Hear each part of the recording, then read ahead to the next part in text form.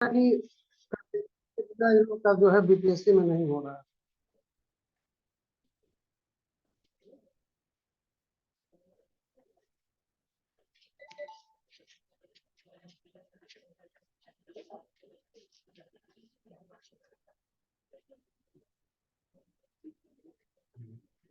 चलिए तो हम लोग शुरू करते हैं।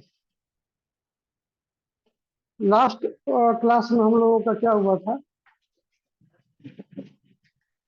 तुम नए हो? इंग्लिश मीडियम है कि हिंदी मीडियम में? हिंदी।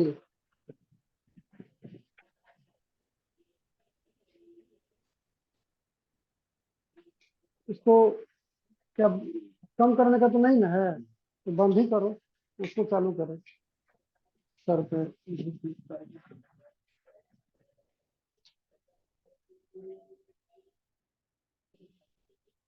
लास्ट वाला क्या था वो, कनाडा सर वाला? Sir, Air Force exercise bilateral naval exercise. तो मधु को बुलाओ तो।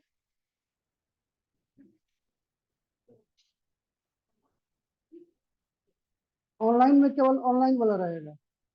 तो बायलैटरल नेवल सबको एक्सरसाइज लास्ट। सबको हटा, सबको हटा एकदम। करंट में फिर हमसे पूछिए कि जोड़ दें, सबको निकाल।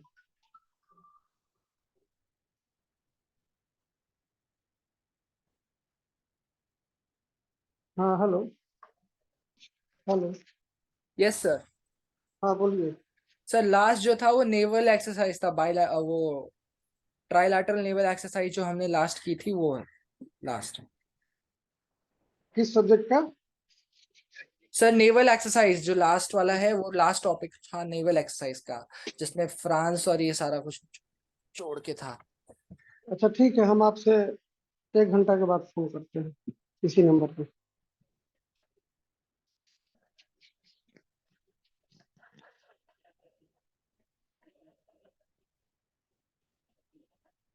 तो जो कनाडा वाला जो आग लगा हुआ था, जो वाइल्ड फायर जो था, उस पे हम लोग, तुमको तो थोड़ा सा दिक्कत होगा, पहले का वीडियो देखे नहीं होगे ये।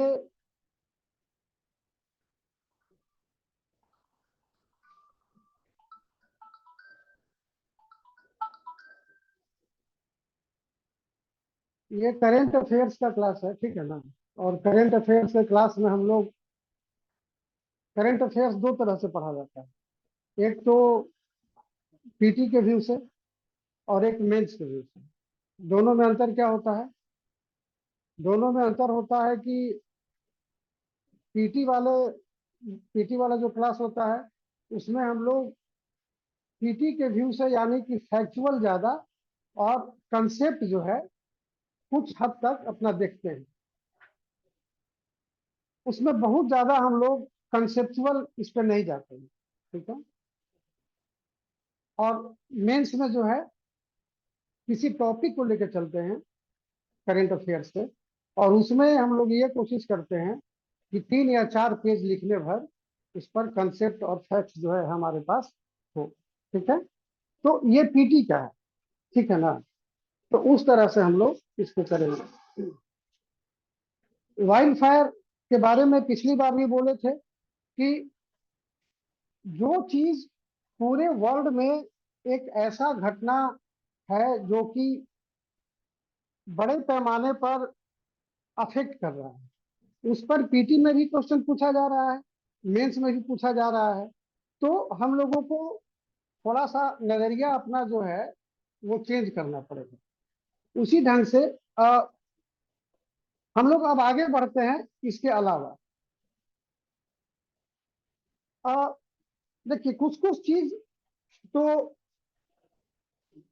एग्जाम के लिए पढ़ते हैं और कुछ पढ़ते हैं एग्जाम में जो चीजें आती हैं उस पे कंसेप्ट बनाने के लिए। जैसे कि गुजरात हाई कोर्ट का एक जजमेंट अभी आया। गुजरात हाई कोर्ट के जजमेंट जजमेंट में कुछ है नहीं। ऐसे भी हम लोग जानते हैं कि एबॉर्शन कराने के लिए 24 वीक्स का प्रेगनेंसी जो है परमिसिबल है एक्ट के अनुसार, ठीक है?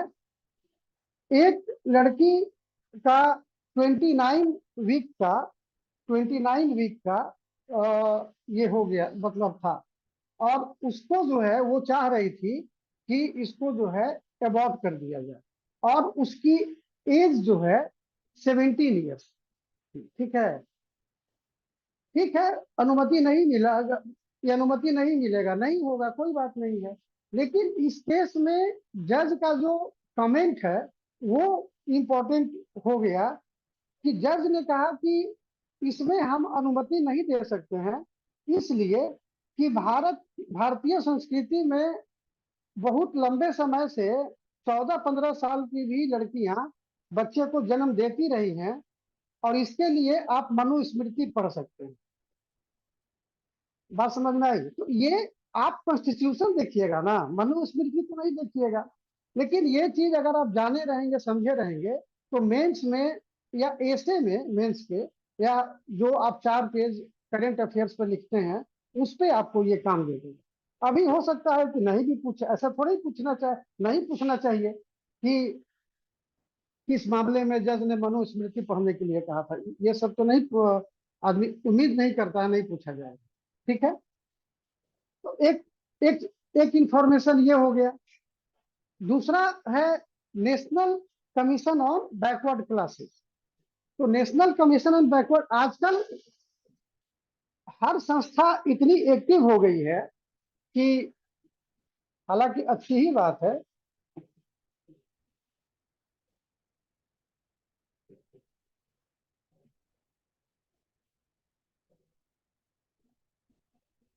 इसका ये ये ये कैसी ये बॉडी कैसा है?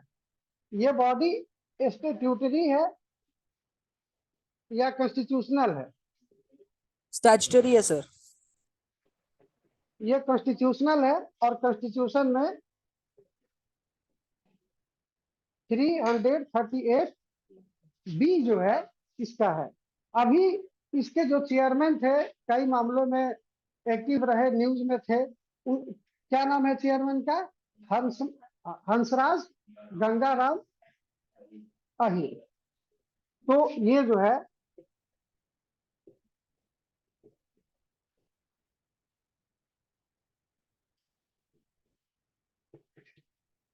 ये इसके चेयरमैन है।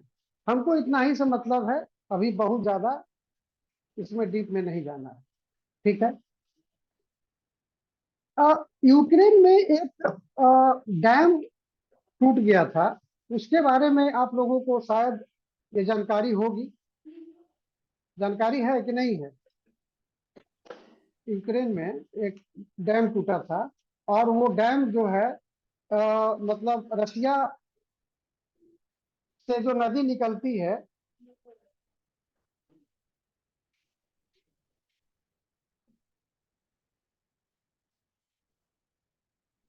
एक्चुअली यूएस और यूक्रेन में, ये रशिया और यूक्रेन में जो वार चल रहा है, हालांकि वार उसको रशिया कहता नहीं है।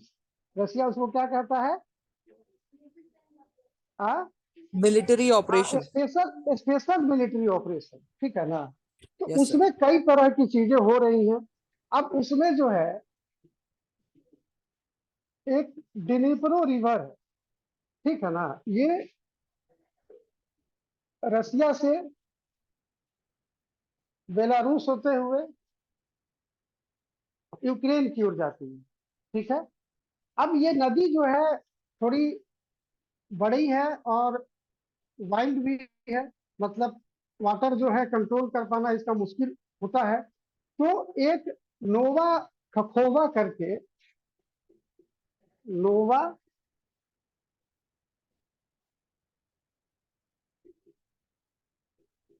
खखोका, नोवा खखोका करके एक डैम है, ये टूट गया इसलिए कह रहे हैं कि यूक्रेन कहता है कि रसिया तोड़ा है, रसिया कहता है कि यूक्रेन तोड़ा है, वही दोनों लोग जाने कौन तोड़ा है। लेकिन उससे क्या है कि पूरा जो एरिया है, अब वो पूरा एरिया एकदम वाटर से मतलब ये हो गया था, ये भर गया था। और उस पूरे क्षेत्र का नाम जो है, कौन सा क्षेत्र था जो कि उससे काफी बुरे तौर में खेरसौन, खेरसौन एरिया जो है काफी बुरे तौर से ये प्रभावित हो गया था। आपको इसमें पीटी में कई तरह के क्वेश्चन पूछे जा सकते हैं। पहला कि कौन सा वो डैम है जो कि अभी क्षतिग्रस्त हो गया, या ये क्षतिग्रस्त डैम किस कंट्री में है। तो एक तो हो गया कि ये यूक्रेन में है, किस नदी पर है, तो डिनीप्रो नदी पर है, ठीक है। और इससे कौन सा क्षेत्र प्रभावित हुआ है, तो ये खेरसौन खेरसौन है। और ये नदी कहाँ से निकलती है, तो ये रसिया से निकलती है। ये किन किन देश को, मतलब ये तीनों को टच करती है या नहीं करती है, तो ये आपको जानकारी हो गई, और इससे आपको कई क्वेश्चंस जो है ये बन जाएगा। ऐसे ये जो क्षतिग्रस्त हुआ वो 6 जून को हुआ, ठीक है, 6 जून 2023 को हुआ। डेट नहीं पूछना चाहिए, इतनी क्रुएल्टी जो है नहीं होनी चाहिए। और ये फिर ब्लैक सी में जो है जाकर गिर जाती है, ब्लैक सी में गिर जाती है। तो यही इसका फोर्स है, और इसी से इसका, ठीक है। तो एक, जैसे कि हम लोग जानते हैं कि पावर जो है, बिजली जो उत्पादन होता है, उसके कई स्रोत हैं। अरे अनिल,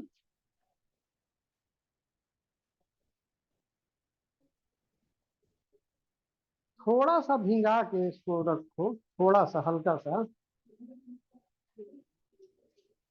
तो ये क्या कह रहे थे, हाँ बिजली के बारे में कह रहे थे। तो बिजली में जैसे कि मान लीजिए सबसे अधिक अभी भी जो है वर्ल्ड लेवल पर, वर्ल्ड इलेक्ट्रिक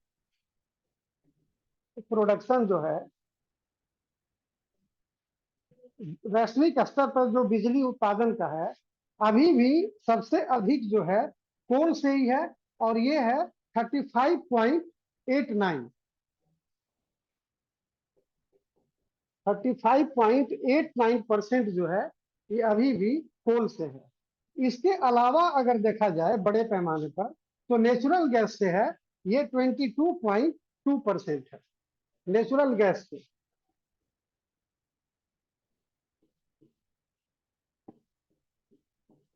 22.2%।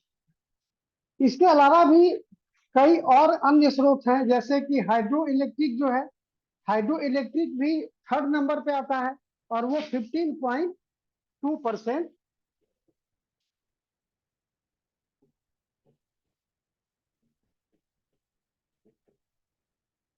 इसी तरह से लिग्नाइट भी है, या फिर न्यूक्लियर है। न्यूक्लियर से कितना होता है, न्यूक्लियर से जो है अगर देखा जाए तो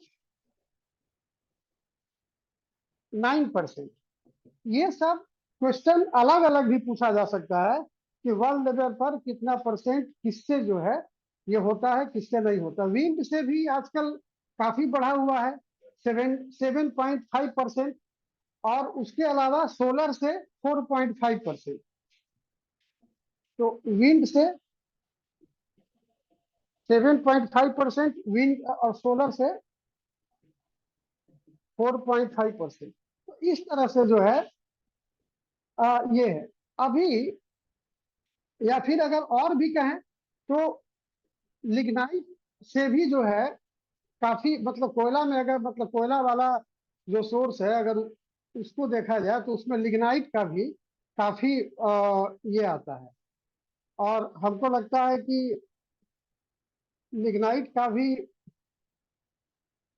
सोर्स तो काफी है, लेकिन परसेंटेज जो है वो क्लियर नहीं है।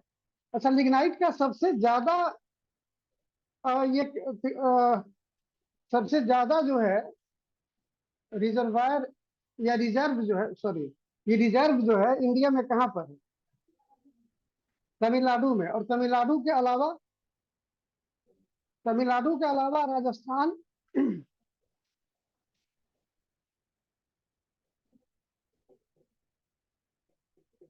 तमिलनाडु, राजस्थान।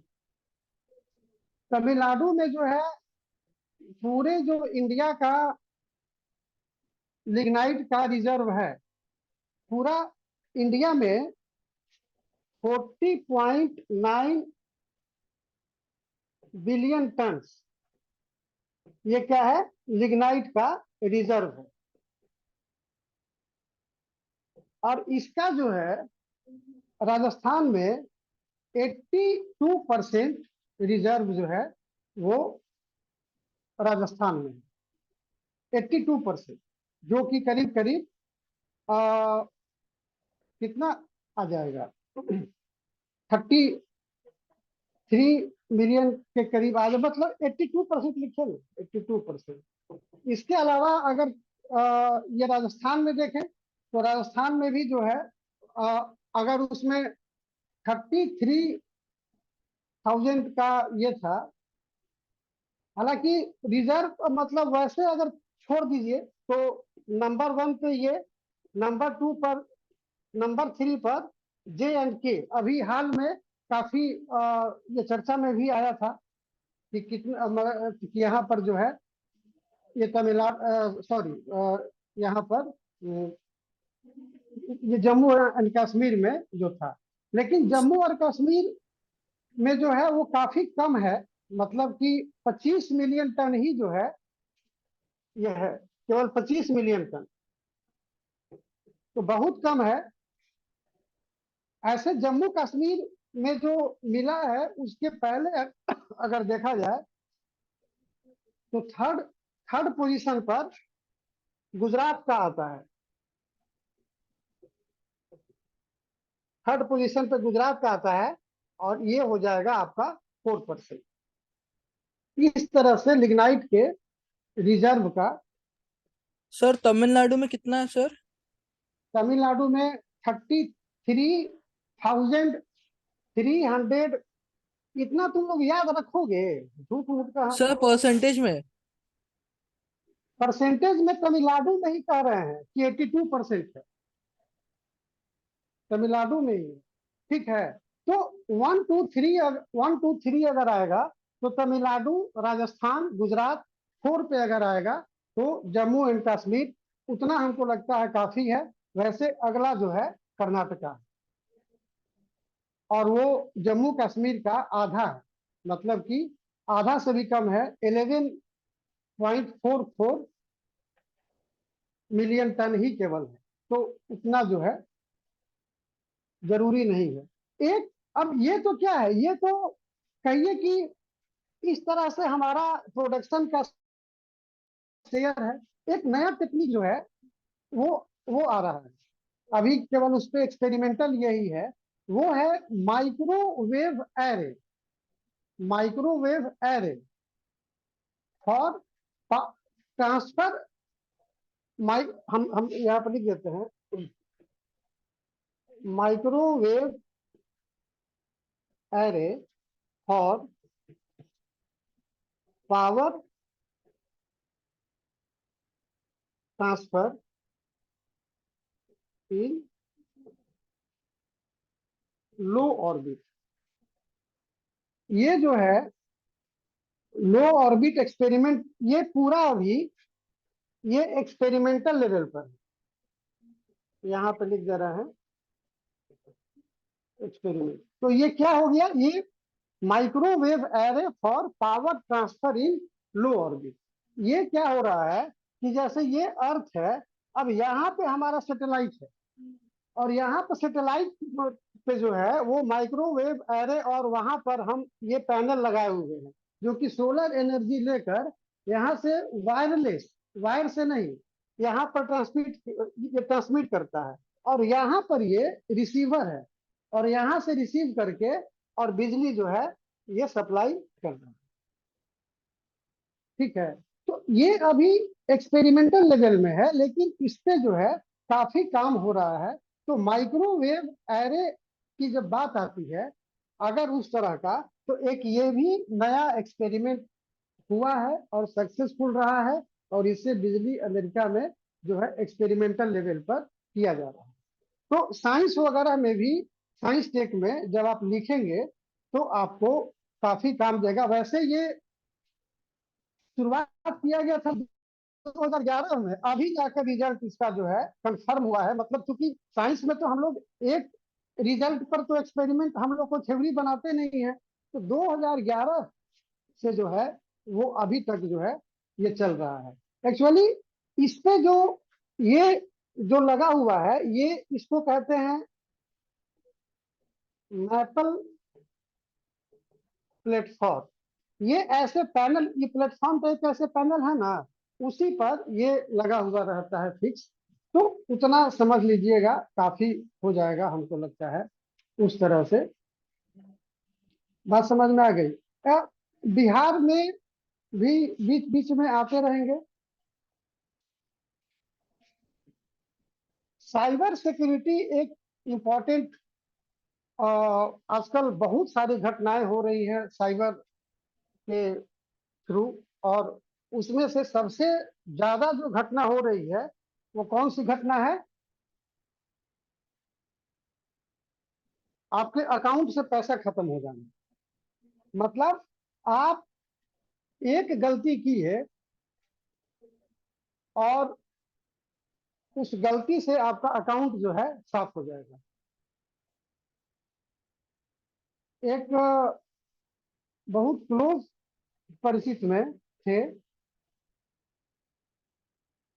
मतलब 3-4 महीना पहले का बात है, बहुत क्लोज थे। उनको कहीं पर कुछ फोन किए, शायद हॉस्पिटल में नंबर लगाने के लिए या क्या। वहां पर वो बोला कि ठीक है, हम फोन जो है ट्रांसफर करते हैं। उसी में फोन कट गया। उतना ही बीच में उनके पास में एक फोन आया और कहा गया कि तो आपको ये डॉक्टर के पास नंबर लगाना है। तो हाँ, तो उसके लिए 5 रुपया का रजिस्ट्रेशन आपको कराना होगा। आप भी सोचिए कि 5 रुपये में क्या रखा है, अब कौन बहस करने जाए। तो अभी हम आपको भेज रहे हैं कि अगर आप चाहते हैं तो बोलिए। तो भाई फोन कर ही रहे हैं। आजकल तो एआई जो है इतना ज्यादा तगड़ा हो गया है। पहले तो हम लोग कुछ सर्च करते थे तभी आता था, अब तो घर में बात कर रहे हैं तब भी आने लग रहा है। और ये हकीकत है, हम कोई आपको मतलब हल्के तौर पे नहीं बोल रहे हैं, एआई इतना तगड़ा हो गया। तो वो किए। और कभी कभी आदमी का उस तरह से हो जाता है, बेचारे वो भी अच्छे आदमी, मतलब बुद्धिमान आदमी हैं, वो डाउनलोड कर लिए, बताने लगे जो भी, मतलब जैसे जैसे पूछते गया। और 5 रुपया तो कटा, और वो बोला कि 5 रुपया कट गया। तो हाँ, तो अब बताइए कि कितना बैलेंस बचा है। तो जब ये जब पूछा ना, तो बोले कि मेरा माथा जो है ठनक गया। और उतना में 20-20 हजार और 10-10 हजार करके कटने लगा। अचानक अचानक 1-1 मिनट में जब एकदम 30-30 सेकंड पे जब कटने लगा, तो देखिए, बार बार कहते हैं ना कि अच्छा कंपनी और अच्छा मतलब जगह जो है, आप भले 2 पैसा महंगा पड़ता है, लेकिन कभी भी चीप कंपनी या चीप जगह के लेवल में नहीं। अपने को स्टेट बैंक ऑफ इंडिया का अकाउंट था, और स्टेट बैंक ऑफ इंडिया के अकाउंट में उसमें वो किए हुए है कि जैसे ही आपका 30-30 सेकंड या 1-1 मिनट में अगर 2-3 बार अगर आपका ट्रांजेक्शन होने लगेगा, वो ऑटोमेटिक ब्लॉक कर देगा। वो ऑटोमेटिक ब्लॉक कर दिया, 50 हजार ही उनका निकलता है।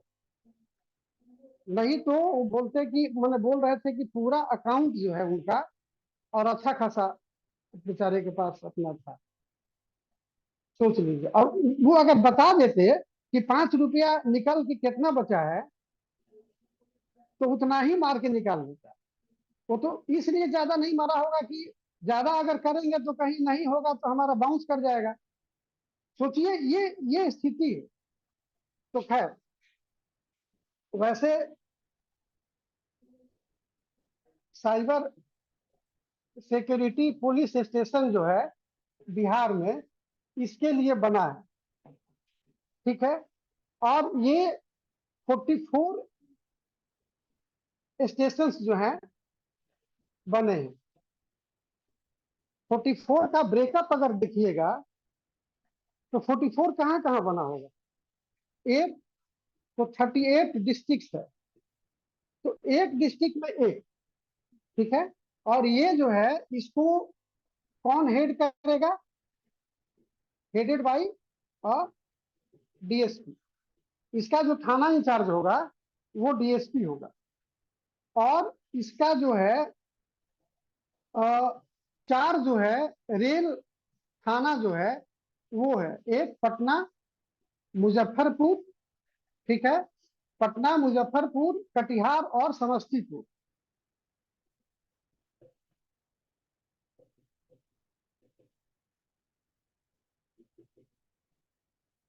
पटना, मुजफ्फरपुर, कटिहार, समस्तीपुर। अब इससे आपको यह भी पता चल गया कि बिहार में 4 रेल जिला है, ठीक है। और 2 जो है ये स्पेशल पुलिस डिस्ट्रिक्ट है। इसीलिए अगर एग्जाम में पूछता है कि बिहार में जिलों की संख्या कितनी है, और वो जैसे कि दिया है कि प्रशासनिक 38, पुलिस मिलाकर 40, या सबसे ज्यादा इसी पर दिक्कत होता है, क्योंकि डीएम तो 38 है लेकिन एसपी हमारे यहाँ 40 है। इसका मतलब कि ये जो है 2, और ये कौन कौन सा है? ये है बगहा और नौगछिया। ये 2 जो है ये पुलिस, ये डिस्ट्रिक्ट है इनका यहाँ पर।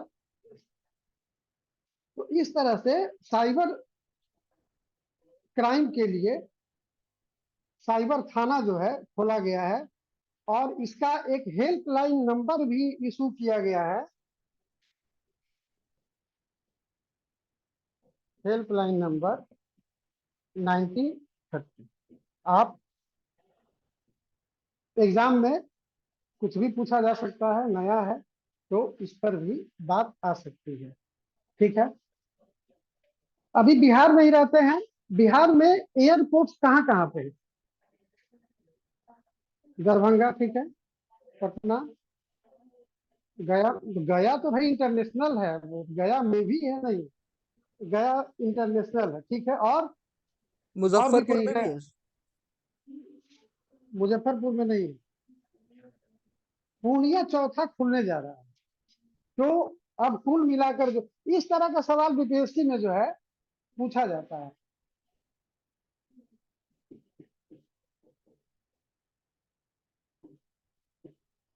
तो पटना, गया, ये तो पहले से चला आ रहा है। दरभंगा और पूर्णिया ये एक्चुअली पहले से है हमारा, और ये जो है उड़ान के तहत है, उड़े देश का आम नागरिक, ठीक है ना। तो ये आपका इस तरह से 4 आपका हो जाएगा। अब ये चौथा जो है पूर्णिया पे बन रहा है, और ये actually airports authority of India और बिहार सरकार के बीच में समझौता हुआ है। और पूर्णिया वाले पर अभी जब बनाने में करीब कितना का खर्चा आएगा? करीब करीब 2000 करोड़ रुपीस का खर्चा पूर्णिया को बनाने में, पूर्णिया के एयरपोर्ट को बनाने में आएगा, ठीक है। आगे बढ़ते हैं। बेरोजगारी दर। बेरोजगारी दर के बारे में पता ही है कि आजकल बेरोजगारी जो है कितना कम हो गया है। अब ऑलमोस्ट रह ही नहीं गया है, बल्कि नहीं। अब तो योजना भी जो निकल रहा है, जैसे कि मान लीजिए कोई योजना निकल रहा है, अब उसमें यह भी बता दिया जा रहा है कि इसमें 2 लाख मानव दिवस रोजगार का सृजन हो। मतलब कि आप सवाल ही नहीं उठा सकते हैं कि रोजगार की कमी है या इस तरह का जो है आपको कोई भी, एकदम अमृत काल में ही जी रहे हैं, ये चीज आप विश्वास कर लीजिए। तो जो बेरोजगारी दर है, अनएम्प्लॉयमेंट रेट, 7.7%।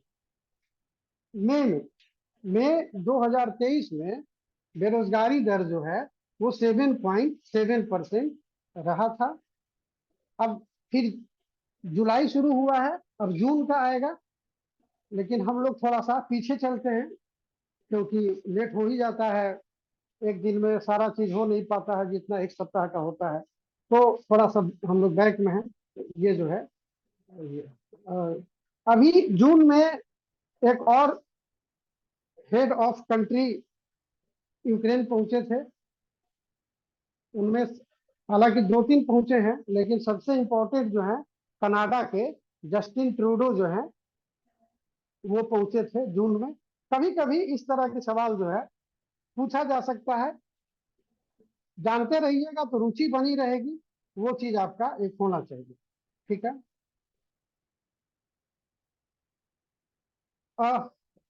आजकल बिना एसी के हम लोग रह नहीं पाते हैं, ये तो बात सही है। पूरे वर्ल्ड में जो है एक रिपोर्ट भी जो है कई तरह से आते रहता है। वर्ल्ड इकोनॉमिक फोरम का रिपोर्ट है कि पूरे क्या करीब 200 करोड़ एसी चल रहे हैं पूरे पूरे मतलब वर्ल्ड में, इंडिया में नहीं। और उससे क्या हो रहा है कि जो ग्रीन हाउस गैस है उसका इमिशन बहुत ज्यादा हो रहा है। ग्रीन हाउस गैस जो है उससे निकल रहा है, और वो जो है करीब करीब वो 0.5 डिग्री सेल्सियस टेम्परेचर बढ़ाने में कंट्रीब्यूट कर रही है। तो ये एक ये है, इम्पोर्टेंट है। और पूरा दुनिया भर में जितना बिजली मतलब पैदा हो रहा है, कुल बिजली का 13% बिजली जो है वो एसी चलाने में खर्च हो रहा है। भाई जो अभी एक महीना पहले से जो गर्मी पड़ रहा था, अब तो उसमें मतलब हम तो खुद जो है 20-20 हजार रुपया महीना केवल एसी के बिल दिए। क्या हम क्या आदमी करे, कोई उपाय है? पैसा ही मतलब रह के क्या करेगा, जबकि तो ये जो है और इससे जो है पूरे वर्ल्ड में 2 अरब टन कार्बन, 2 यानी कि 2 बिलियन जो है टन कार्बन इमिशन हो रहा है। हालांकि भारत में जो है 8% लोग ही अभी एसी का प्रयोग कर रहे हैं।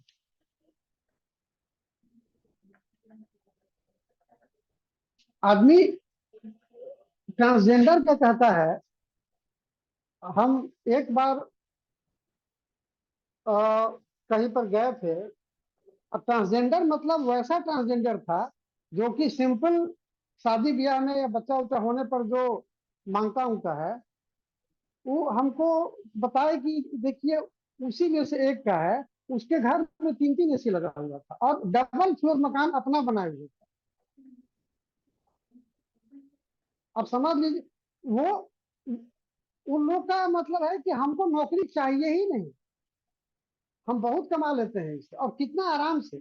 जैसे कि जो जो मकान वाला शादी ब्याह में अगर भाड़ा पे लगाता हो, उससे कहिएगा कि रेंट पर किसी रेंटर फैमिली को रख दीजिए, वो रखेगा?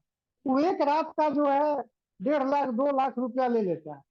वो कितना दिन में देगा 1.5 लाख रुपया, मतलब 2 लाख रुपया? तो आदत जो है तो ट्रांसजेंडर को आप कम नहीं समझिए। पता नहीं कहाँ से ये बात मेरे दिमाग में आ गई, शायद एसी पर ही बात आया कि माने एसी अब 8% ही लोग यूज करते हैं, ऐसा हम लोग डेटा तो कर रहे हैं, लेकिन उस 8% में कैसे कैसे लोग हैं, बहुत मतलब आश्चर्य होगा आपको देखकर। एक थोड़ा आगे बढ़ते हैं, सब्जेक्ट चेंज करते हैं।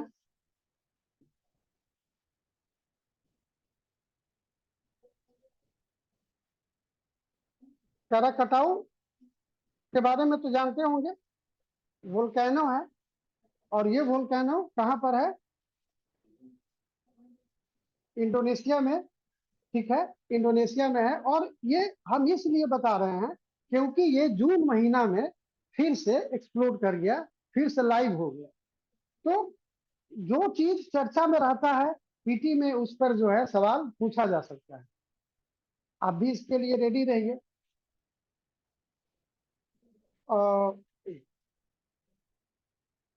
ठीक है।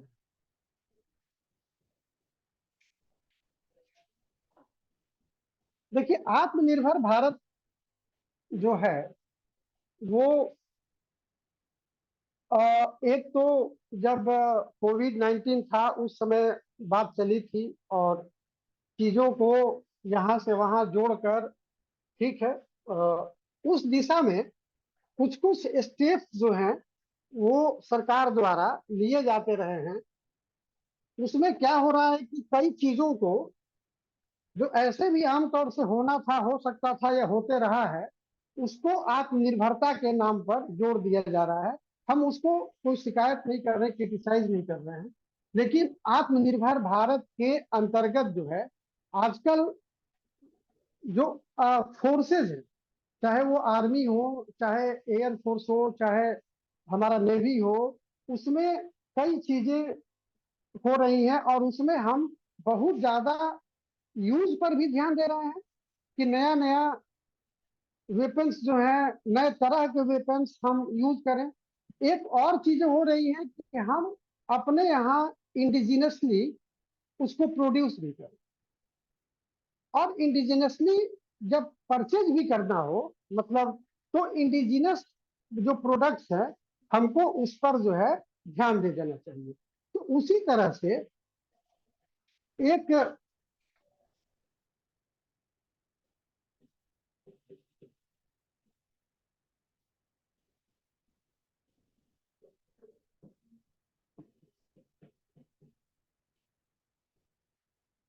ये बाई आईडीडीएम करके एक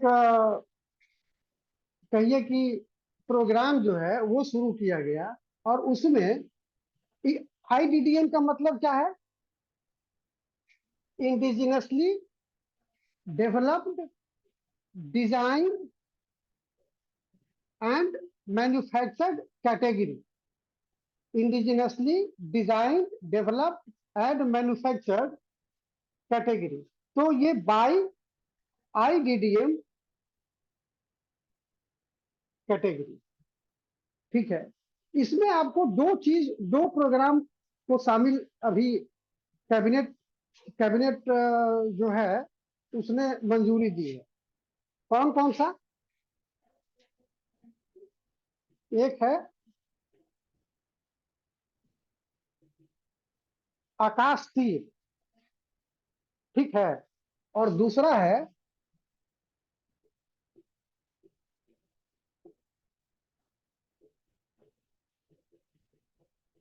समुद्रिका। दो ये प्रोग्राम है जो कि इसमें ये दिया गया है। ये जो है ये जो है ये आर्मी के लिए है, ठीक है। और ये जो समुद्रिका है, ये एक तो सीप बोर्न है, मतलब कि पानी वाला जो जहाज है, नेवी वाला, वो है। और एक है एयरबोर्न, मतलब कि एयर फोर्स के लिए है, ठीक है। अब ये जो आकाश तीर है, इसमें एक तरह से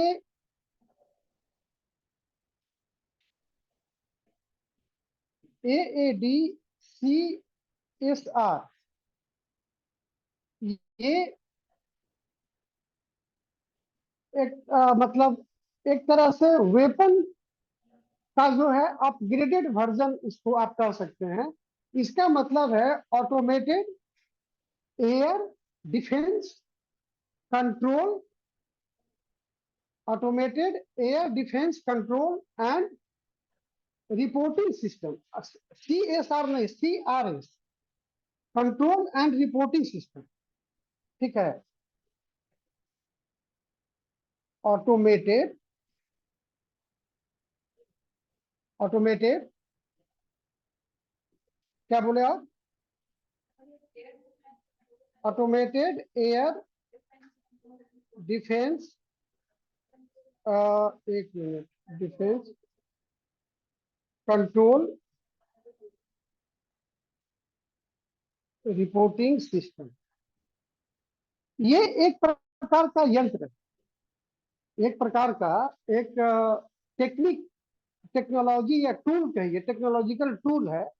वो एक इसको डेवलप किया जा रहा है, और इसको डेवलप ये क्या करेगा, ये जहां पर लगाया जाएगा वहां पर जो अर्थ का जो लो ऑर्बिट है, ये लो ऑर्बिट में भी अगर कोई प्लेन वगैरह रहेगा तो वो इसको कैच कर लेगा, ठीक है। और वो कैच कर लेगा तो फिर यहां से हम लोग उसको हिट और टारगेट कर सकते हैं। इसके लिए भारत इलेक्ट्रॉनिक्स लिमिटेड बीईएल के साथ समझौता हुआ है, और इसका खर्च जो है मात्र 1982 करोड़ रुपया जो है पड़ेगा, ठीक है। ये आपका AADCRS जो है ये है। दूसरा जो समुद्रिका है उसमें जो है एक तरह से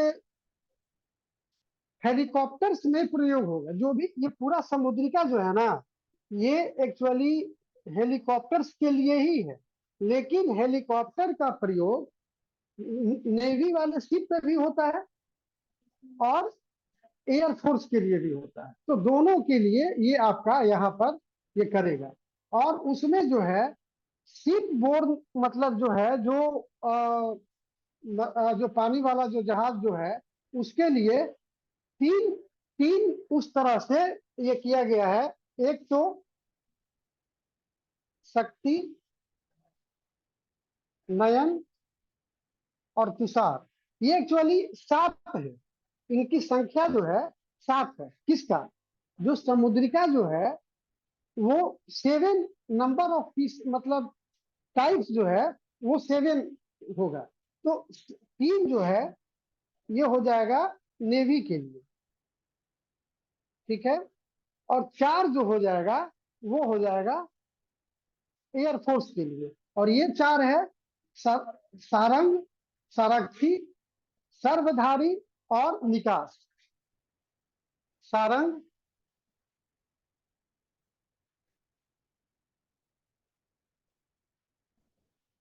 सर्वधारी, निकास और एक है सारथी, ठीक है।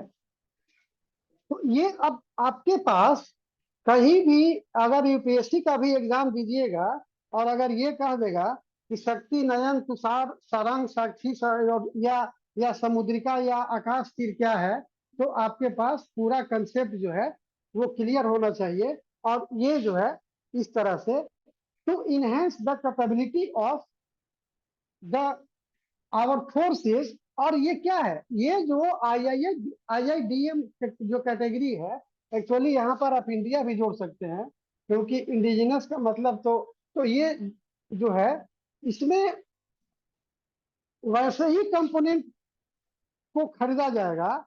ये जो बाई है ना, तो बाई उसी कंपोनेंट को मतलब उसी टूल को किया जाएगा जिसमें कि एटलीस्ट 50% मतलब कि मोर देन और इक्वल टू 50% कंपोनेंट्स जो हैं वो इंडिजिनस हैं, ठीक है। तो इतना सारा चीज है, आप समझ सकते हैं कि जो है एक इम्पोर्टेंट है। इसी तरह से एक और मतलब इसमें 3 कंपोनेंट है एक्चुअली। एक तो है मिनिस्ट्री ऑफ डिफेंस जो है वो एक न्यू स्पेस इंडिया लिमिटेड, आप जानते होंगे शायद।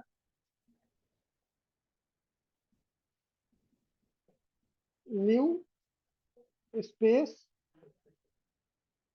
इंडिया लिमिटेड यानी कि NSIL, इसके साथ और बेल के साथ, दोनों के साथ ये समझौता किया है कि एक ऐसा यंत्र जो है वो बनेगा जो कि advanced communication satellite, advanced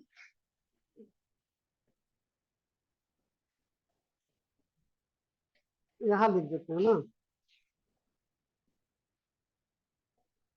advanced communication satellite, ये मतलब बनाएगा ये NSIL और बेल जो है, ये दोनों मिलकर, और इसको कहा जाएगा GSAT-7B। GSAT-7B ये जब बना लेगा तब जो है हमारा फोर्स, हमारी गवर्नमेंट जो है इसको खरीदेगी और इसको आर्मी में शामिल करेगी। और इसको ऑब्वियसली सैटेलाइट का मामला है तो इसको इसरो के सहयोग से ही बनाया जाएगा। और ये इसरो का ही तो एजेंसी है ना, NSIL, ठीक है ना। तो इसरो को आप इसमें इग्नोर नहीं कर सकते हैं अगर उस तरह से। हालांकि BPSC में तो पूछता नहीं है ज्यादा, लेकिन फिर भी इसमें से बहुत सारा चीज क्वेश्चन निकल रहा है ना। जैसे कि एक तो ये निकल रहा है, ये आपको आकाश तीर हो गया, ये आपको समुद्रिका हो गया, फिर ये चारों, ये तीनों नाम हो गए, फिर ये चारों नाम हो गए। तो बहुत सारा चीज आपके पास इकट्ठा हो गया, आप इसको यूज कर सकते हैं PT में, ठीक है। जो अभी रशिया और यूक्रेन में हो रहा है उसमें भी कई आर्म्स और कई चीजें नई नई आ रही है सामने। एक आश्चर्य की बात मैंने बनी हुई है कि कैसे मतलब यूक्रेन जैसा छोटा देश जो है, या यूक्रेन जैसा कम पोटेंशियल वाला देश, रशिया को पिछले 1 साल से अधिक समय तक इंगेज करके रखे हुए हैं। और इतनी बुरी तरह से इंगेज, अभी वैगनर कितना हाईलाइट हो गया आपको, आप लोगों को हम कितना पहले बताए थे कि वैगनर जो है, लेकिन उस समय शायद आप नाम याद नहीं किए होंगे कि ऐसे ही बता दिए, लेकिन वो चीज आपको अभी हाईलाइटेड हो गया। तो अभी आप क्या समझ रहे हैं, ये बहुत छोटा मामला था क्या? जितना पुतिन अभी तक जो जितना कांड किए हैं उस सबका 1 मिनट में सब खत्म हो जाता, वो एकदम मॉस्को पर चढ़ गया। और ये भी मत समझिए कि ये खत्म हो गया। अब होगा क्या कि जहां पर वैगनर जैसी टेंडेंसीज हैं, तो वहां पर तो वैगनर ही नहीं है, वहां पर तो और भी छोटे छोटे होंगे। और ऐसे लोग जो कि सेफ थे, सेफ भी नहीं थे, सेफ तो बना लिया गया बाद में, मतलब एक तरह से चाट खोमचा वाले आदमी थे, रेवड़ी वाले आदमी थे, और उनको कहां से कहां पहुंचा दिया गया। वो तो खैर ठीक बात है कि सत्ता की जब कृपा दृष्टि बनी रहती है तो कुछ भी हो जाता है। और तो ऐसे लोगों को जब बनाया गया है तो और भी बहुत सारे इस तरह से प्राइवेट आर्मीज हैं। और ये प्राइवेट आर्मी आप ऐसा मत समझिए, दूसरे दूसरे कंट्री में जहाँ की सिविल वार्स चल रहे हैं वो लोग इनका सर्विस लेते हैं कि आप आइए मेरे यहाँ, मतलब जो है मतलब सुरक्षा दीजिए, और ये इंगेज होते हैं।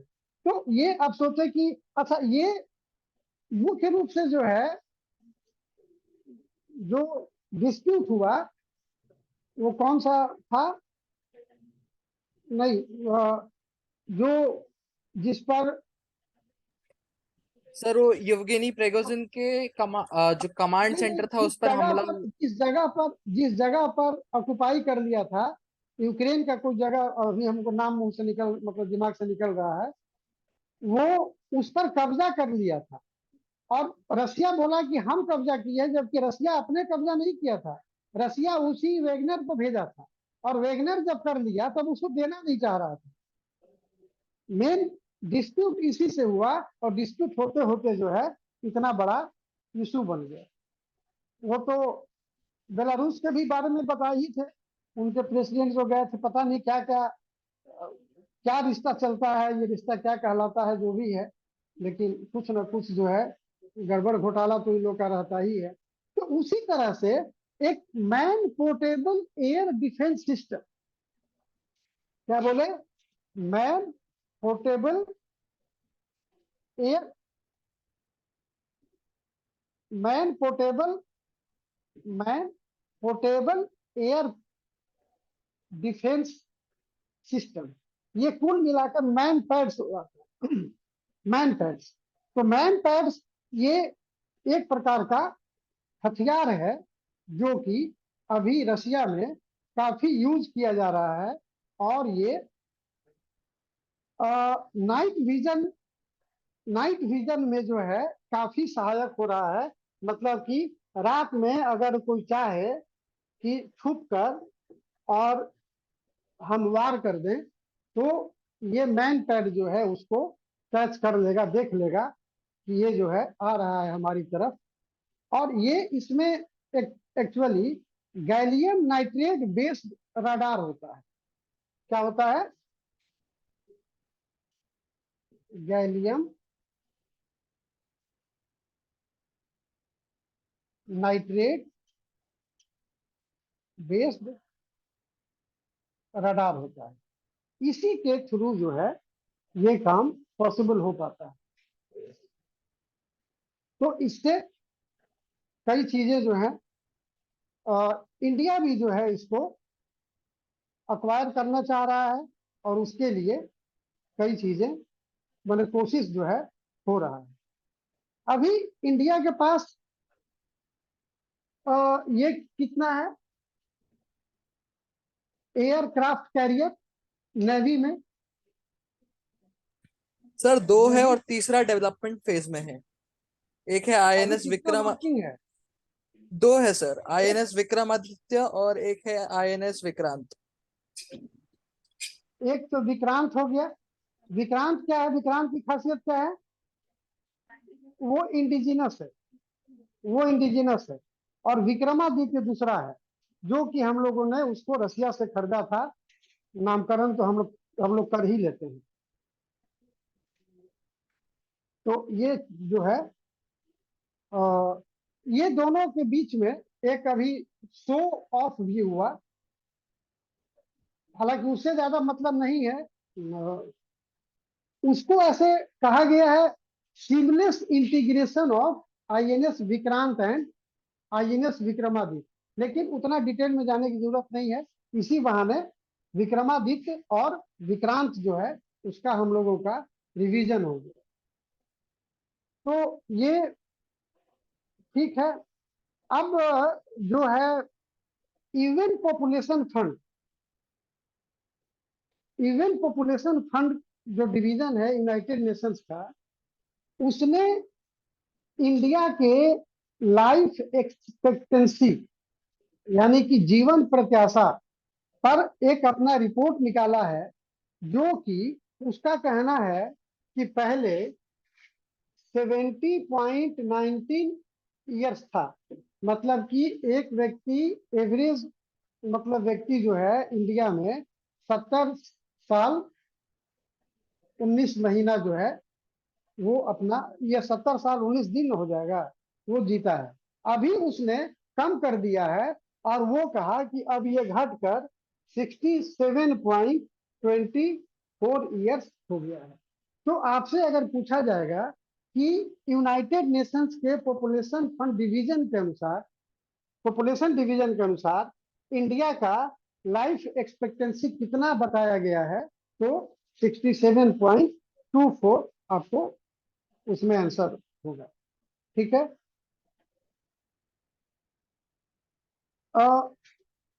जेनेटिकली मॉडिफाइड क्रॉप तो जानते हैं कि जीएम क्रॉप्स जो है वो होते हैं, हम लोग यूज करते हैं। इसके लिए कौन मॉनिटर करता है? इंडिया में जो है कौन सी संस्था है जो कि जेनेटिकली मॉडिफाइड जो भी ये होता है उसको ये वॉच करता है?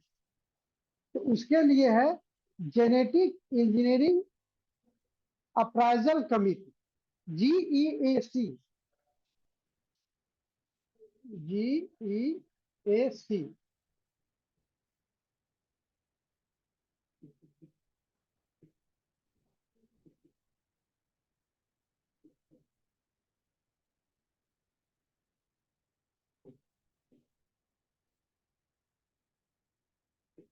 यही जो है देखता है पूरे इसका। अभी एक कॉटन के लिए, कॉटन के लिए एक ये बना है एक जेनेटिकली मॉडिफाइड सीड जो है, मतलब कि ट्रांसजेनिक कॉटन सीड एक बना है, ट्रांसजेनिक कॉटन सीड बना है। इसमें एक खासियत क्या है कि एक इसका डिजीज होता है जो कि पिंक वॉल वर्म से ये अफेक्टेड, मतलब ये कॉज होता है। तो ये रेसिस्टेंट होता है, ये जो रेसिस्टेंट होता है। और सॉरी,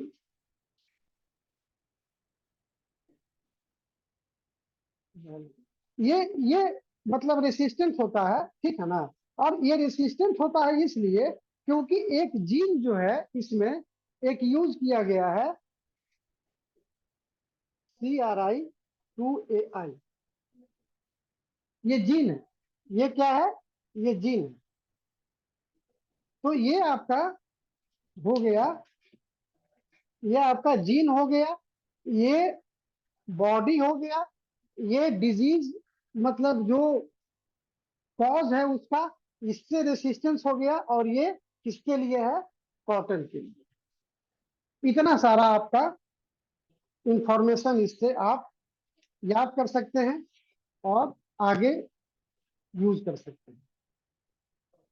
एक जैसे कि अभी रशिया यूक्रेन से बहुत सारा चीज आ रहा है। एक नॉर्ड स्ट्रीम के बारे में सुने होंगे आपने, नॉर्ड स्ट्रीम। देखिए, घटना क्या हो रहा है वो तो बात सही है, ठीक है, वो एक अपने जगह पर है। लेकिन उससे हमको पीटी के लिए क्या मिल जा रहा है वो भी हमको समझना है। भाई इसको मिटाने में तो बहुत ताकत खर्चा हो रहा है।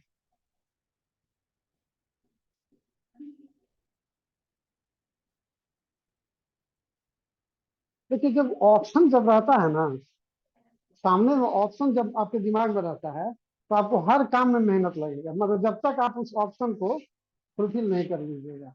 अभी जैसे कि इंटरेक्टिव पैनल आ गया है, वो दिमाग में चलता है कि बस ऐसे करते जो है सब उड़ जाता है। तो अब उसको खींचने में जो है ना, इसको पहले से ज्यादा मेहनत लग रहा है। मेहनत तो उतना ही लगता था पहले भी। तो ये नॉर्ड स्ट्रीम जो है, ये एक्चुअली है क्या, ये दो दो है। जैसे कि नॉर्ड स्ट्रीम 1 और नॉर्ड स्ट्रीम 2। और ये है क्या, ये एक पाइपलाइन है। पाइपलाइन किस लिए है कि रसिया से जर्मनी जो है तक, इसमें आपको आ, आ, जो नेचुरल गैस है वो भेजा जा सकता है, ठीक है। और ये कैसे गुजरता है, ये जर्मनी, जो रसिया से जो जर्मनी गुजरता है, ये बाल्टिक सी होकर, बाल्टिक सागर होकर ये गुजरता है। पहला, जो पहला वाला है वो थोड़ा सा छोटा है और दूसरा वाला थोड़ा सा बड़ा है। ये 1222 किलोमीटर का है और ये 1230 किलोमीटर का है। ज्यादा इसमें डिटेल में हम लोग नहीं जाएंगे। वैसे इसका जो पाइप है उसका जो डायमीटर होता है वो 48 इंच होता है। ये एक मन में कंसेप्ट रखने के लिए कर लीजिए, सवाल नहीं पूछा जाना चाहिए इस पर। तो ये दोनों में लंबाई भले दोनों का अलग अलग है, लेकिन डायमीटर दोनों का एक ही है, 48 इंच जो है। इसमें एक और आपको इंफॉर्मेशन है, क्योंकि इसको तोड़ फोड़ करने में, जो ये तोड़ फोड़ हुआ है, इसको तोड़ फोड़ करने में एक याच जो है, या याच भी बोलते हैं, ठीक है ना भाई, हम लोग थोड़े से ये प्रोनाउंसिएशन कभी कभी गड़बड़ा जाता है। तो जैसे कि शुरू में कैल्कोलिथिक को हम बहुत दिन तक चैल्कोलिथिक बोलते रहे थे। तो वो होता है, ठीक है ना। लेकिन जैसे ही चीजें सामने आती है लगता है तो फिर उसको सुधारा जाता है। तो ये जो है एंड्रोमेडा, हालांकि प्रोनाउंसिएशन जो है ना वो मैटर करता नहीं है, क्योंकि हम लोग जहां तक खड़े हैं जिस पर्पस के लिए, उसमें बहुत ज्यादा वो मैटर नहीं करता है। और हम तो कहते हैं ना कि मतलब कई बार जो सीएच है वो कहीं चा कहीं का, और वही का फिर बाद में चा भी बन जाता है जब बहुत रिफाइन होता है। तो इसलिए जैसे कि कई बार कहते हैं कि बहुत दिन तक हम लोग एजुकेशन बोलते रहे थे, बीच में एडुकेशन हो गया था, तो जब मेरा फेस था तो एजुकेशन एडुकेशन हो गया, तो हम थोड़ा सा अपने को ऊपर करते हुए एडुकेशन सीख लिए। अब फिर बच्चा लोग बोल रहा है कि नहीं ये एडुकेशन ही एजुकेशन होता है, अब हम बोलेंगे, अब हम एडुकेशन ही बोलेंगे चाहे जो। तो इस तरह की जो चीज है, लेकिन उस पर ध्यान नहीं देना है। ये जो नॉड जो है, नॉड जो स्ट्रीम है, इसको यूएस सॉरी रशिया का की एक कंपनी है, स्टेट ओन्ड मतलब पब्लिक सेक्टर ये कंपनी है, गजप्रॉम।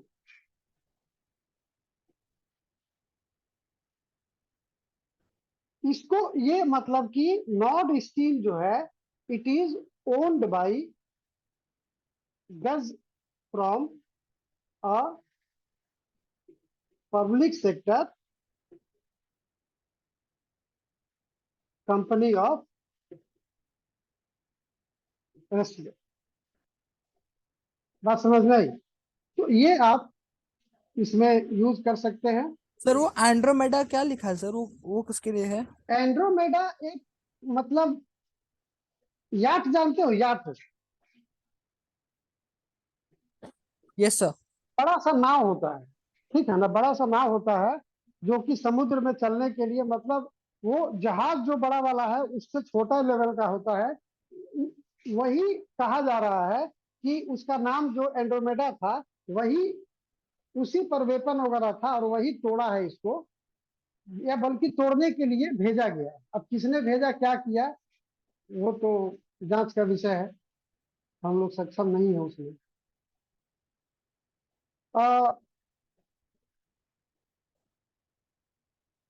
सोलर फ्लेयर जानते हैं? Solar flare, solar flare.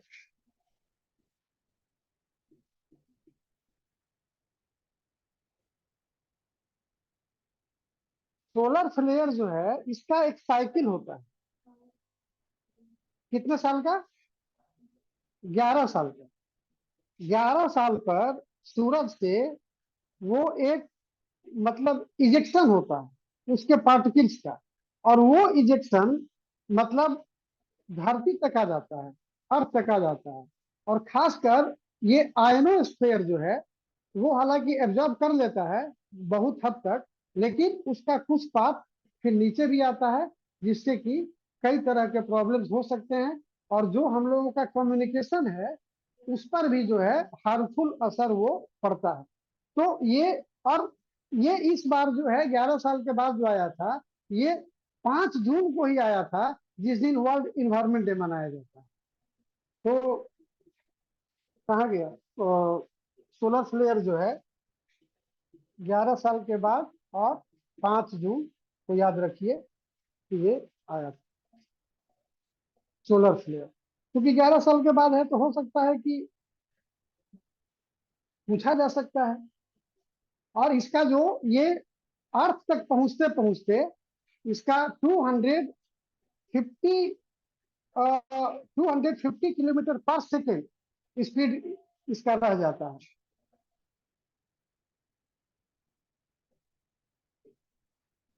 एक सेकेंड में 250 किलोमीटर तक का इसका रहता है, ठीक है। ये तो हम लिखवाए थे कि 2022-23 के फाइनेंशियल ईयर में चारों क्वार्टर में कितना कितना ग्रोथ, जीडीपी का ग्रोथ जो है वो मतलब रहेगा। तो एक में तो लिखवाए थे कि फर्स्ट क्वार्टर में 13.1, सेकेंड क्वार्टर में 6.8, 4.1, फिर थर्ड में जो है 4.1, 4.5 और लास्ट में 6.1।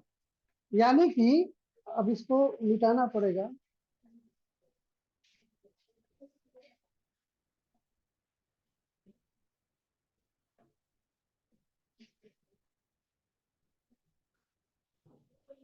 अनिल थोड़ा सा और भिंगाओ तो इसको।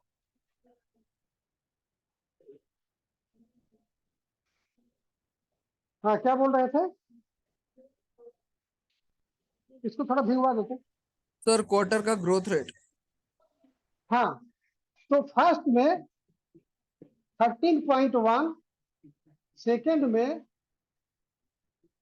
6.1%, थर्ड में 4.5% और फोर्थ में 6.1%। ये किस में? जब FY23 बोलते हैं हम लोग, तो ये कौन सा फाइनेंशियल ईयर है? 2022-23, ठीक है ना? तो उस तरह से जो है ये है। इसी तरह से अब RBI ने जो है वो जो उसका मॉनिटरी पॉलिसी कमेटी होता है। मॉनिटरी पॉलिसी कमेटी समझते हैं ना? मौद्रिक नीति समिति जो है, उसमें उसके हेड कौन होते हैं? RBI के गवर्नर। RBI यानी कि उसमें जो है कमिटी में 5+1, यानी कि एक तो RBI के गवर्नर और ऐसे 5 डिस्टिंग्विश्ड लोग जो हैं, एक डिप्टी गवर्नर भी रहते हैं और बाकी 4 लोग जो हैं यहाँ वहां से, जैसे कि एक IIM अहमदाबाद के हैं, तो एक national economic applied research institute से हैं। तो उस तरह से इन लोगों का रहता है। ये जो है अभी जो जून में जो मॉनेटरी पॉलिसी कमेटी का जो बैठक हुआ था, इसमें FY24 में जो है वो कहा कि फर्स्ट क्वार्टर में 8% ग्रोथ होने का उम्मीद है, जबकि सेकेंड में 6.5% ग्रोथ होने का उम्मीद है, और फिर दोनों में 5.7 और 5.7 ग्रोथ होने। ये चूंकि RBI का है, इसलिए ये अपने आप में इंपॉर्टेंट हो जाता है। और मॉनेटरी पॉलिसी कमेटी जो है उसका ये प्रोजेक्शन है। अब वैसे तो प्रोजेक्शन के लिए मूडीज का या और भी हम लोग लेते रहते थे, लेकिन अब वो उतना अगर ले जाइएगा तो फिर RBI वाला भी भूल जाइएगा, इसलिए उसको हम लोग छोड़ देते हैं। तो आपको ये चीज समझ में आ गया। और टू ये FY24 में ओवरऑल ग्रोथ रेट कितना होने का RBI ने कहा है?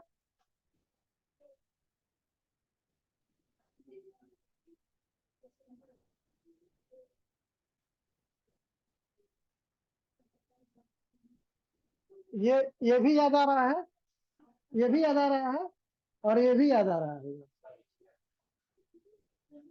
कहते हैं कि चीज को यही समझना होता है। 7.2 है सर। रट भी रहे हैं तो क्या रट रहे हैं? ये 7.2 इसका था, एवरेज हो गया, ठीक है। तो अगर ये पहले भी बोले थे, फिर बोल रहे हैं, फिर बोलना पड़ेगा कि FY23 में ग्रोथ रेट जो है 7.2% है। इसी में ना RBI जो है 3-4 दिन पहले, मतलब इसके घोषणा के 3-4 दिन पहले 7% किया था कि 7% रहेगा, और आ गया 7.2%। पूरा एकदम हल्ला मच गया कि अनुमान से भी ज्यादा विकास हो गया। अब मतलब क्या कहा जाए, इसमें जो है 6.5% रहने का अनुमान जो है व्यक्त किया गया है। तो ये सब चीज जानना समझना चाहिए। अब इसी से ना पता चलेगा कि जो अनुमान व्यक्त किया गया था उससे एक्चुअल कितना रहा। जब इस ईयर के लास्ट में जब हम लोग बात करेंगे टू FY24 के लास्ट में, तब देखेंगे कि 6.5 जो है प्रोजेक्ट किया गया था वो एक्चुअल में रहा कितना। विश्व बाल श्रम निषेध दिवस, world child labour prohibition day, ये पूरे वर्ल्ड में ऑब्जर्व किया जाता है और ये 12 जून को, 12 जून को ये मतलब मनाया जाता है या इस पर ध्यान दिया जाता है। एक पहली बार, हालांकि ये हमको पढ़ाएंगे नहीं, लिखवाएंगे नहीं, मतलब खाली बता दे रहे हैं आप लोगों को, ये एक पहली बार अमेरिकी माने हिंदू अमेरिकी समिट कहा गया है, उसका नाम दिया गया है अमेरिकी माने हिंदू डैश अमेरिकन समिट। और ये अमेरिका के का जो संसद है, जिसको कैपिटल हिल कहा जाता है, उसमें ये किया गया, उसमें ये 14 जून को किया गया।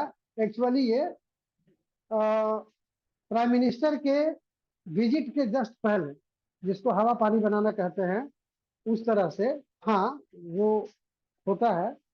तो अमेरिकन हिंदू अब सोचिए, मतलब एक तो होना ही नहीं चाहिए, और जब हुआ भी तो इतना हाईलाइट नहीं होना चाहिए। मतलब हिंदू अमेरिकन, इसमें इंडियन अमेरिकन नहीं है, ये बात ध्यान देने का। कल तो देखे मणिपुर में ड्रामा, मतलब सर ऐसा इसकी कहीं डेट सुने क्या थे? थी? हाँ, डेट क्या थी सर इस सबमिट की? 14 जून, 14 जून नहीं पूछेगा ये, अब पूछेगा तो छोड़ देना, रंगना ही मत। हम तो कोई कोई चीज जो है उस तरह का भी दिमाग में रखो कि आएगा भी, हमको याद है लेकिन नहीं रंगेगी उसको। तो ये चीज जो है। चलिए आगे बढ़ते हैं, कल का ड्रामा को छोड़ते हैं। ड्रॉप आउट रेट, समग्र शिक्षा, अब तो जानते ही हैं कि सर्व शिक्षा अभियान का नाम बदल गया है, सर्व शिक्षा अभियान नहीं ना रहा, अब क्या रह गया? हाँ, समग्र। तो उसमें ड्रॉप आउट रेट जो है नेशनल लेवल पर 12.6% रहा। मतलब कि 12.6% लोग जो है छोड़ देते हैं।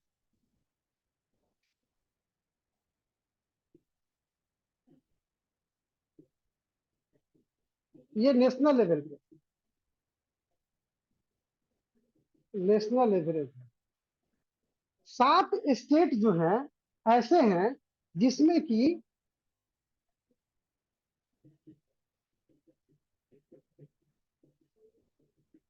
से अधिक ड्रॉप आउट रेट है।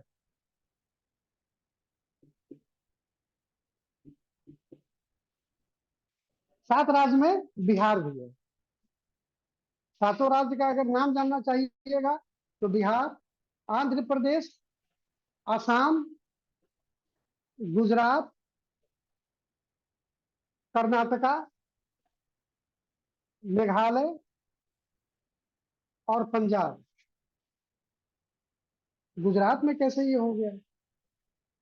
वहां तो नहीं होना चाहिए था। खैर, अच्छा, अर्थ के बिलो अर्थ जो है एक ऐसा मतलब एरिया है जिसके बारे में हम लोग बहुत कम जानते हैं। स्पेस के बारे में तो बहुत जानते हैं, लेकिन अर्थ के नीचे जो है बहुत कम चीज जानते हैं। मतलब एक दिन तो बताए थे मैग्नेटिक फील्ड के बारे में कि अर्थ पर कैसे मैग्नेटिक फील्ड जो बनता है, उसके कारण से सैटेलाइट से जो रिमोट सेंसिंग वाला जो डेटा है हमारा, वो भी प्रभावित हो जाता है। और हमको तो पता ही है कि जो कोर है, वो कोर क्या है, तो उसमें जो है पिघला हुआ लोहा का धारा बह रहा है। धरती के कोर में पूरा लोहा जो है एकदम मोल्टन, एकदम स्टेज में मेल्ट होके एकदम नदी बह रहा है उसमें। तो उसका इफेक्ट जो है बहुत ज्यादा है। तो कोर और मेंटल, कोर और मेंटल में कोर और मेंटल के बीच में, मतलब बॉर्डर पर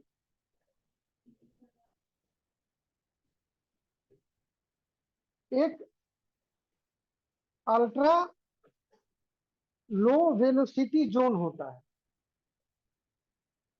अल्ट्रा लो वेलोसिटी जोन।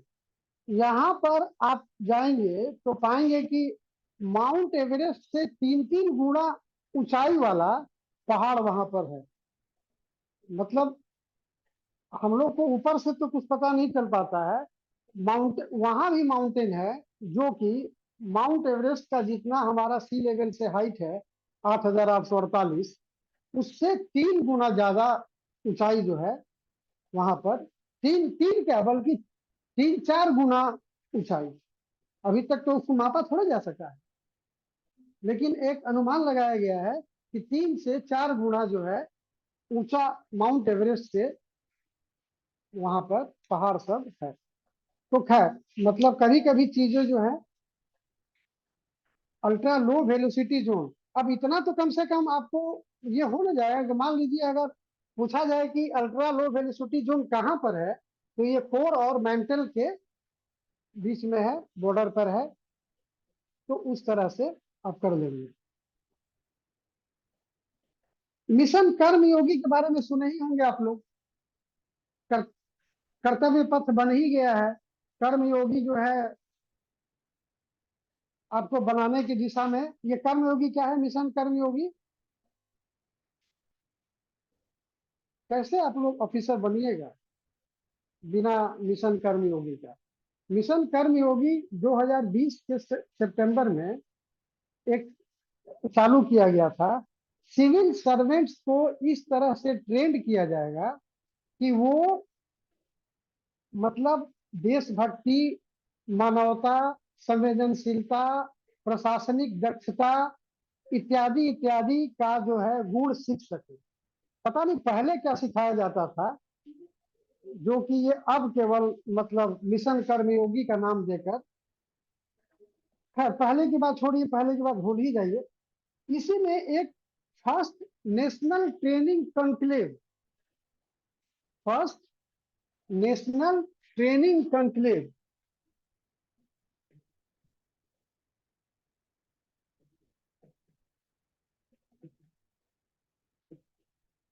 ये दिल्ली में, ये जो फर्स्ट है ना, इसीलिए बता रहे हैं कि फर्स्ट है, कि फर्स्ट है तो पूछा जा सकता है, ठीक है ना। ये दिल्ली में प्राइम मिनिस्टर के द्वारा संबोधित किया गया था और उन्होंने ही इसका उद्घाटन किया था 11 जून को, ठीक है। तो ये जो है ये करिए। अब फिर आते हैं थोड़ा बिहार में। मिशन कर्मयोगी आप लोग को नहीं पता था?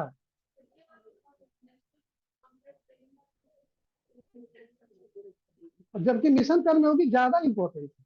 वो मतलब कि सिविल सर्वेंट्स के प्रॉपर ट्रेनिंग के लिए इसको, इस मतलब मिशन को बनाया गया था 2020 में, और उसी के तहत जो है ये चीज किया गया। बिहार में घड़ियाल कंजर्वेशन प्रोजेक्ट कहाँ पर? सोन नदी में, और उसके पहले गंडक नदी में भी जो है ये पहले से है। और उसमें जो है गंडक नदी में लॉस एंजलिस के का जो जू है, लॉस एंजलिस के जू से के सहयोग से यहाँ पर वेस्ट चंपारण में जो है घड़ियाल कंजर्वेशन सेंटर में जो है उसमें नए नए घड़ियाल जो है लाए गए हैं, और उसका कंजर्वेशन करने का जो टेक्निक है उसको और इम्प्रूव किया जा रहा है। तो बिहार जैसे स्टेट के लिए, जहाँ पर कि बहुत इस तरह की चीजें नहीं होती हैं, हो रही हैं, तो जानना समझना चाहिए, ठीक है। वैसे ये 2013 2013-14 से ही हो रहा है, लेकिन लॉस एंजलिस वाला जो है ये अभी हुआ। एक मतलब एग्रीमेंट कहिए या एमओयू कहिए, वो साइन हुआ। खेल में तो हमको बहुत ज्यादा रुचि नहीं है, लेकिन नोवाक जोकोविच का नाम आपने सुना होगा। और उनकी क्या खासियत है कि 23 ग्रैंड स्लैम जो है अपने लाइफ में उन्होंने जीता है। और 23 ग्रैंड स्लैम जीतने वाले, और यही नहीं, जितना भी ग्रैंड स्लैम जिसको कहा जाता है, हर ग्रैंड स्लैम को कम से कम 3 3 बार जीतने वाला पहला प्लेयर वो बने हैं। तो ये तो एक हो ही गया। और सबसे अधिक जो ग्रैंड स्लैम का अवार्ड मतलब या ऐसे भी जीतने वाला कौन है सबसे अधिक? एक तो 23 बार सेरेना विलियम्स जीती है, नहीं। एक मार्गरेट कोर्ट जो है, हमको थोड़ा कम जानकारी है, लेकिन आप लोग जान लीजिएगा। जब खेल की बात कर रहे हैं तो निश्चित रूप से थोड़ा इम्पोर्टेंट है, तो आप उसको देख लीजिएगा। अगर कहिएगा तो हम कुछ कुछ आपको बता देंगे, या देख लीजिएगा, क्या बताएं। आप लोग ज्यादा खेल कूद में इंटरेस्ट रखते होंगे, और रखना भी चाहिए। एक तो जो हम लोगों का स्कूल वगैरह है, पता नहीं, हमको तो 2 3 चीज अजीब लगता है। ये बेरोजगारी दर कौन बैठ के मापता है, इन्फ्लेशन कौन मापता है? भाई इन्फ्लेशन कहता है कि 4.25 है, कहता है कि 4.25 इन्फ्लेशन है। यहाँ टमाटर खरीदने जा रहा तो कह रहे कि 30 रुपए पाव। राहुल गांधी ने तुअर दाल और अरहर दाल कर दिया, तो ये मजाक उड़ाया जा रहा है कि उनको तो भाई दाल का ही नहीं पता। अरे मुद्दा वो नहीं है, मुद्दा है कि दाल महंगा कितना हो गया है। राहुल गांधी के नॉलेज पर मतलब हमको शक करना है? अगर वो, उनका नॉलेज कम है तो कम है। मुद्दा कहाँ है, बात किसकी हो रही है? अजीब स्थिति। तो ठीक है भाई, अगर सस्ताई हो गया है तो क्या करें। हम ही लोग गड़बड़ है, जो कि समझ में नहीं आ रहा है।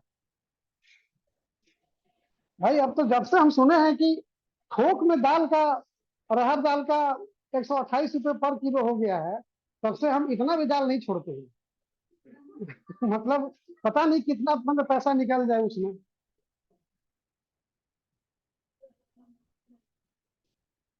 हर चीज का वही हाल है, लेकिन फिर भी जो है, थोक तो माइनस में है। थोक वाला तो माइनस में है इन्फ्लेशन। पता नहीं कौन देश का। अच्छा, एक मोटा अनाज आजकल जो है हम लोगों का, मिलेट्स जो है, अ, बिहार में, हालांकि देखिए मोटा अनाज तो अ, आप लोग शायद नहीं उतना ये देखे होंगे, हम भी बहुत नहीं देखे हैं, लेकिन चीजों को ऑब्जर्व मतलब करते रहे हैं, तो गांव वगैरह में सुने थे कि ज्वार बाजरा जो है बहुत ही मतलब नेग्लेक्टेड और हेटेड क्रॉप्स में से आता था। और उसमें चावल वगैरह भी जो आता था, कोई कोई एकदम अजीब ढंग का आता था। तो मतलब मोटा अनाज जो पहले का इंडिया का ये था। अब देखिए कि पर्व त्योहार में जैसे कि जितिया में, तीज में, मड़ुआ का जो आटा होता है, मड़ुआ का आटा, क्या रागी बोलते हैं उसको? मड़ुआ ही बोलिए। अच्छा, हाँ, रागी ही मतलब है। तो बचपन से मतलब जो है खरीदने का मौका मिलते रहा था, लेकिन मड़ुआ जो है हमेशा जो मिलता था हमको, उसका रोटी खाने की कोशिश करते थे। एक ही दिन मतलब मौका ही मिलता है तो कोशिश करते थे, लेकिन उसमें क्या होता था कि उसमें किन आता था, बहुत ज्यादा किन होता है। लेकिन इस बार जो है हम मतलब लाए थे एक जगह से, वो एकदम अच्छा था, उसमें थोड़ा सा भी किन नहीं था। हम दूसरे ही दिन गए फिर वहां से लाने के लिए कि 5 किलो ला के रख ही देते हैं, खत्म हो गया था। तो कहने का मतलब है कि आप ज्वार खाइए, बाजरा खाइए, मड़ुआ खाइए, ये सब चीज खाइए। ये सब चीज सही में अच्छा होता है। और आजकल जितना हम लोग महीन चीज, मतलब कि आटा भी जो है, एक तो वो जो आता है आशीर्वाद वगैरह, चाहे इस तरह का जो भी पैकेट वाला, एक तो चोकर उसमें से निकाल लिया गया रहता है आजकल। पता नहीं, आटा सामने में हाथ में गड़ जाता है, क्या हो जाता है मतलब कुछ तो होता होगा। जबकि वो चिकना आटा ज्यादा खतरनाक है। तो जितना मोटा अनाज खाइएगा वो आपके लिए अच्छा है। बिहार में जो है, इतना बोलने का हमारा नहीं था। एक बिहार में गया में सेंटर ऑफ, आजकल हब का जगह ये ले लिया है, सेंटर ऑफ एक्सीलेंस। अभी हब बना भी, और सेंटर ऑफ वेलनेस आ गया। अभी अस्पताल कहाँ सब जगह बन पाया था, जबकि सब अस्पताल सेंटर ऑफ वेलनेस हो गया। तो उस तरह से, तो ये गया में जो है एक जगह है, कनकुप्पा।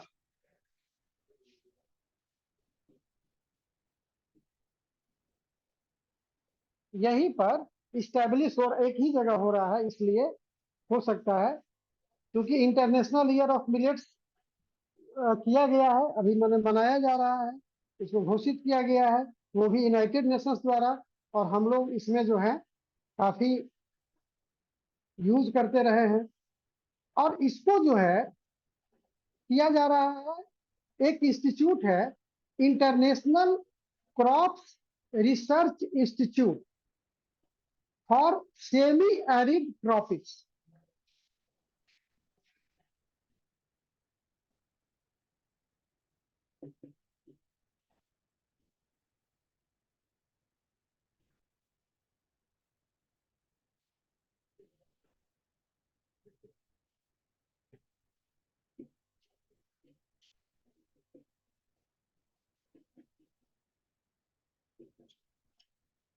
जो सेमी, ये कहाँ पर है, इंटरनेशनल से मत घबराइएगा, ये हैदराबाद में है। ये भी एक जान लीजिए कि ये इंस्टीट्यूट जो है कहाँ पर है। कभी कभी इससे भी सवाल पूछा जा सकता है। सेमी एरिड जानते हैं ना क्या होता है? सेमी एरिड होता है जहां पर कि 700 mm से कम वर्षा हो। 700 mm से कम वर्षा जहां पर होता है उसको सेमी एरिड कहते हैं। तो यहाँ पर जो है 7 टाइप्स ऑफ मिलेट्स यूज किया जाएगा। और एक मतलब सेंटर ऑफ एक्सीलेंस मतलब क्या? तो सेंटर ऑफ एक्सीलेंस में क्या होगा? वो एक तरह से फार्म हाउस बनेगा जहां पर कि इन सातों मिलेट्स का जो है उसमें थोड़ा सा उसको एनरिच करने का कोशिश किया जाएगा कि कैसे उसका प्रोडक्टिविटी है वो बढ़े, और कैसे उसको आगे बढ़ाया जाए। ठीक है। अभी आप जानते ही हैं कि कोऑपरेशन या कोऑपरेटिव मूवमेंट जो है, एक मिनिस्ट्री ऑफ कोऑपरेटिव भी खुल गया है। मिनिस्ट्री ऑफ कोऑपरेशन, कौन है ministry of, minister of cooperation? वो तो होम मिनिस्टर है। ठीक है, तो वही है, वही है। ठीक है। ये अभी 17th इंडियन कोऑपरेटिव कांग्रेस जो है वो ऑर्गेनाइज किया गया था। ठीक है। क्या? 17th Indian cooperative Congress.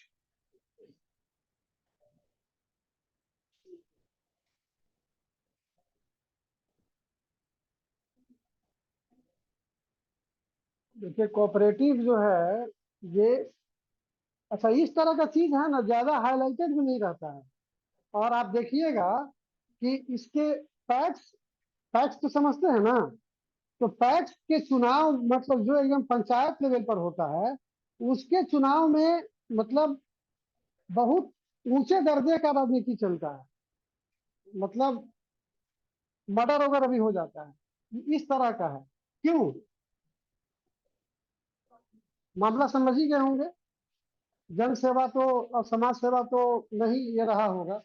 तो ये बहुत अंदर की चीज होती है। आप देखे होंगे बिस्कोमान, बिस्कोमान देखे हैं ना? बिस्कोमान बिल्डिंग, हाँ हाँ बिस्कोमान बिल्डिंग। तो बिस्कोमान को क्या समझते हैं? बिस्कोमान अरबों खरबों का गवाह रहा है कि इधर से उधर हुआ है। सम्राट होटल जो आप देख रहे हैं स्टेशन के पास में, डगबंगला चौराहा से जस्ट बगल में, वो सम्राट होटल पहले बिस्कोमान के चेयरमैन हुआ करते थे तपेश्वर सिंह। वो जैसे अभी सुनील सिंह है, बिस्कोमान के बहुत दिन से अध्यक्ष रहे हैं। और ये एक तरह से वोटिंग पर होता है। लोग अपना अगर पकड़ बनाए हुए हैं उस तरह से, और उसमें इतना ज्यादा उस समय आरोप लगा था, अभी भी लगते रहता है। लेकिन मतलब अभी तपेश्वर सिंह तो खैर उनका डेथ हो गया। अब उनके बाल बच्चे लोग हैं, और वो बाल बच्चे मैंने इतना कुछ हुआ कि तुरंत देख रहे हैं कि सम्राट होटल खुला। और जो तपिंदु स्कूल वगैरह एक और स्कूल है, क्या नाम है उसका, खगौल रोड में है। खगौल रोड में दो तीन स्कूल का नाम बोलोगे तो बड़ा बड़ा में एक उसका भी आता है। मतलब कहने का मतलब है कि इतना ज्यादा अंदर में इसमें है स्कोप कई चीजों का। अब तो अमृत काल में और ज्यादा हो गया है। तो खैर 1 जून मतलब 1 जून को जो है 17th Indian cooperative Congress Delhi में ऑर्गेनाइज किया गया था। और इसका जो थीम रखा गया था, अमृत काल थ्रू कोऑपरेटिव मूवमेंट, अमृत काल प्रोस्पेरिटी थ्रू कोऑपरेटिव मूवमेंट। तो और इसका जो देखिए, जो जो भी ऑर्गेनाइजेशन, जो भी मतलब कोऑपरेटिव के क्षेत्र में जो भी घटनाएं होती हैं, जो भी एक्टिविटीज होती हैं, उसका एक अपेक्स बॉडी है, मतलब कि शीर्ष बॉडी है। वही सारे कोऑपरेटिव से रिलेटेड, मतलब मंत्रालय तो अपने जगह पर है ना, मंत्रालय तो हर डे टू डे चीज को नहीं देखेगा। तो एक जो है NCUI, NCUI इसका है national cooperative union of India, national cooperative union of India.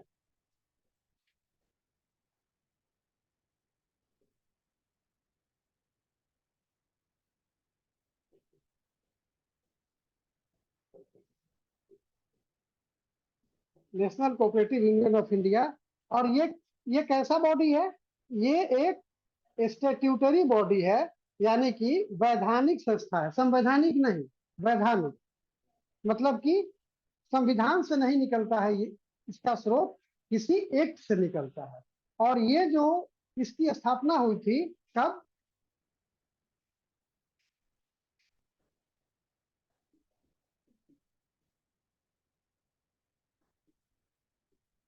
13 मार्च 1963। तो ये जो है आपका, अब छोड़ देते हैं, टाइम तो हो ही नहीं गया हम लोग का। तो कितना, 1 बजे शुरू किया था ना? मेरा तो लीगल टाइम 1:30 बजे तक है। एक्चुअली इंटरव्यू भी है। तो इंटरव्यू है तो वो थोड़ा सा 15 मिनट हमको भी बीच में गैप करने के लिए मिलना चाहिए। हालांकि हमको लगता है कि एक क्लास और हमको करना पड़ेगा, तब जाकर इस महीना वाला खत्म करेंगे। हाँ, ऑनलाइन से कर ले क्या? ऑनलाइन, हाँ यस ऑनलाइन से सर। कर लेंगे तो हो सकता है कि जल्दी खत्म हो जाए। क्योंकि करंट अफेयर्स इतना हो जाता है कि खत्म करते करते जो है समय भी बीत जाता है। लेकिन इससे कम में कर भी नहीं सकते हैं, जितना हम लोग कर रहे हैं। अब उतना भी आपको अगर व्यू नहीं देंगे तो शायद आप लोग समझ भी नहीं पाइए कि बता क्यों रहे हैं या क्या बताना चाह रहे हैं। तो देखते हैं, एक दिन मैसेज देते हैं उसी के हिसाब से। ठीक है।